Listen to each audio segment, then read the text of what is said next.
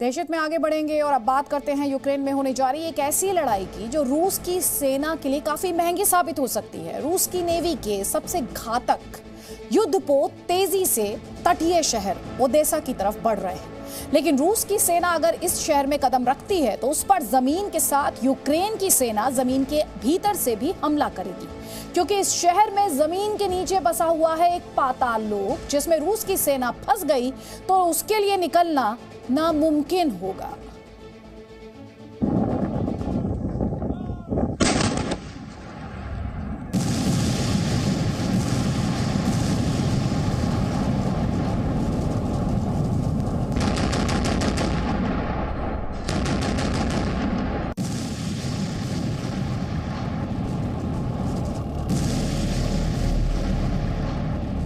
Ukraine पर रूस के हमले को 21 दिन बीत चुके हैं।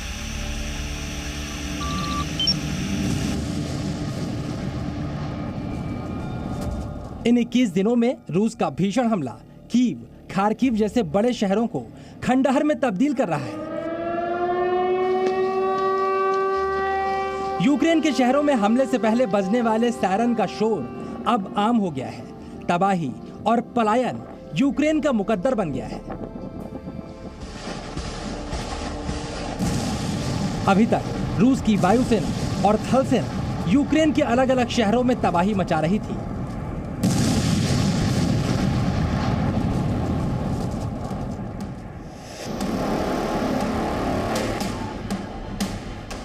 लेकिन अब रूस की नौसेना यूक्रेन के तटीय शहरों की तरफ बढ़ रही है। रूस के लगभग 14 खतरनाक वॉरशिप यूक्रेन के तटीय शहर ओदेशा की तरफ बढ़ने की खबर है। यानी खार्किव और कीव जैसा मंजर अब ओदेशा में भी दिखाई देगा। इससे पहले ओदेशा में रूस मिसाइलों से हमला कर चुका है, लेकिन अब रूस की योजना बड़ी संख्या में सैनिकों को इस तटीय शहर में दाखिल करवाने की है। लेकिन रूस के सैनिकों के लिए यह कदम आत्मघाती भी साबित हो सकता है, क्योंकि यूक्रेन के वॉर रूम में ओदेसा में रूस पर पलटवार करने की ऐसी योजना बनाई गई है जो रूस की सेना को काफी मुश्किल में डाल सकती है।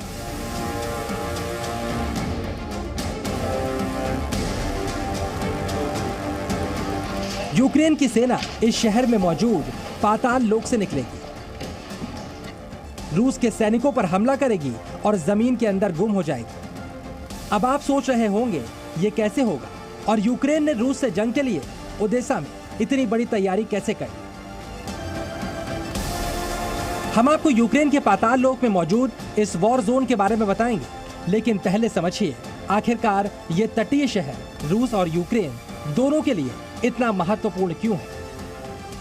ओडेसा एक बहुत ही इंपॉर्टेंट पोर्ट और शहर है और इंफ्रास्ट्रक्चर और पोर्ट और एक्सपोर्ट इंपोर्ट के लिए यूक्रेन को बहुत बहुत अहमियत रखता है।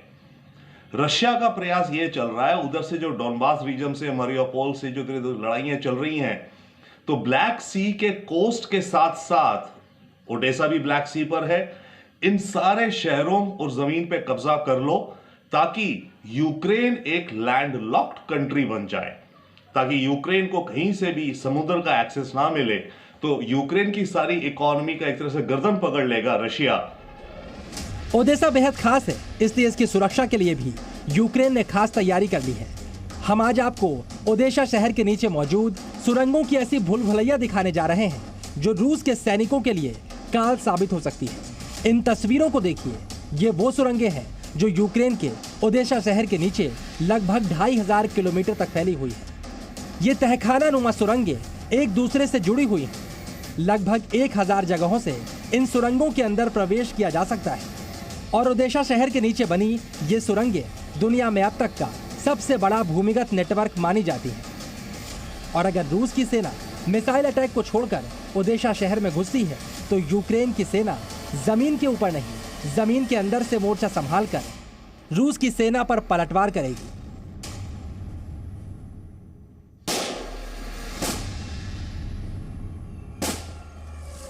लेकिन रूस से जारी युद्ध के बीच ओदेसा शहर में ये सुरंगें रातों रात तैयार नहीं हुई है। ओदेसा में इस तरह की पहली सुरंग कब बनी इसका वक्त ठीक से नहीं मालूम, लेकिन कहा जाता है ये संरचनाएं 17वीं शताब्दी में तैयार की गई।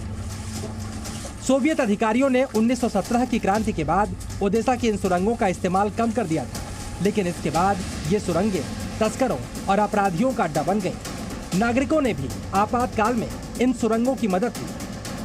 ओडेशा शहर के इस पाताल लोक के बारे में कहा जाता है कि जिसे इसकी जानकारी नहीं, वो एक बार इन सुरंगों में घुसने के बाद दोबारा यहाँ से निकल नहीं सकता। इस भूल भुलैया में फंसकर कई लोगों की मौत भी हो चुकी है। चलिए अब आप समझिए, खतरनाक हथियारों से लैस रूस के सैनिक जब ओडेशा शहर में घुसेंगे तो ये सुरंगें यूक्रेन के सैनिकों के लिए कितनी कारगर होंगी। यूक्रेन के सैनिकों को ये सुरंगें रूसी मिसाइलों और टैंक से सुरक्षित मार्ग देंगी। इसके अलावा यूक्रेन के सैनिकों को ये सुरंगें सुरक्षित फायरिंग पोजीशन प्रदान करेंगी। यूक्रेन के सैनिकों के बाद हमला करके फौरन सुरंगों में लौटने का विकल्प भी मौजूद रहेगा। रूस के सैनिकों से बचने के लिए यूक्रेन के सैनिकों के लिए ये सुरंगें अस्थायी निवास का काम भी कर सकती हैं। इसके अलावा हथियार और कैश छिपाने के लिए भी ये सुरंगें पूरी तरह से उपयुक्त हैं। 2500 किलोमीटर के इन सुरंगों के नेटवर्क की सबसे खास बात यह है कि यूक्रेन की सेना इस भूल भुलैया को पहचानती है और ये सुरंगें ओडेशा शहर में यूक्रेन की सेना की ताकत है।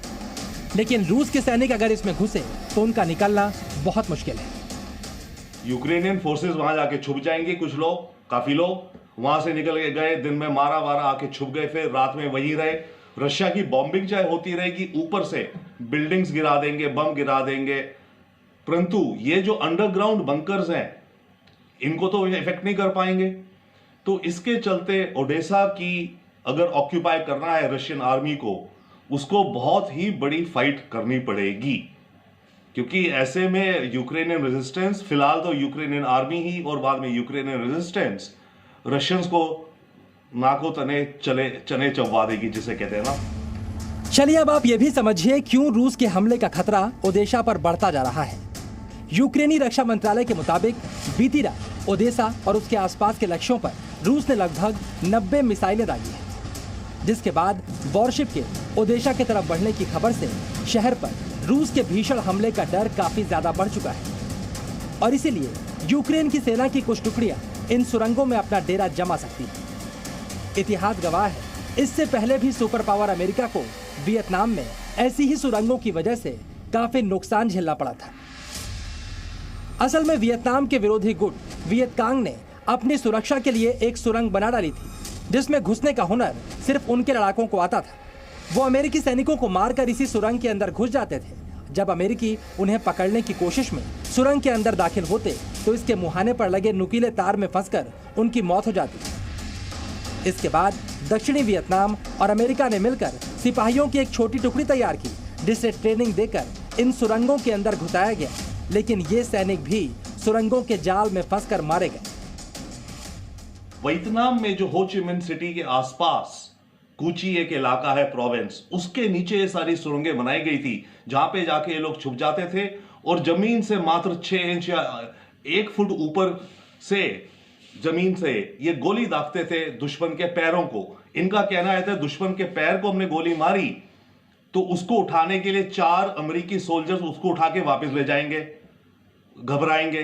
निस्बत की अगर हमने एक सोल्जर को मार भी दिया तो मरे हुए को तो वो छोड़ जाएंगे और आगे चलते जाएंगे, राइट। तो बहुत ही एक इंटरेस्टिंग गुरिल्ला टैक्टिक्स इन्होंने यूज करी। जो कुछ अमेरिका के साथ वियतनाम में हुआ, कुछ वैसा ही ओडेसा में रूसी सैनिकों के साथ भी हो सकता है, क्योंकि पाताल लोक के अंदर भूल भुलैया की जंग सिर्फ हथियारों और सैनिकों की संख्या से जीती नहीं जा सकती। Bureau report, ji media. Presenting B News app, available on Google Play and App Store. Download it now.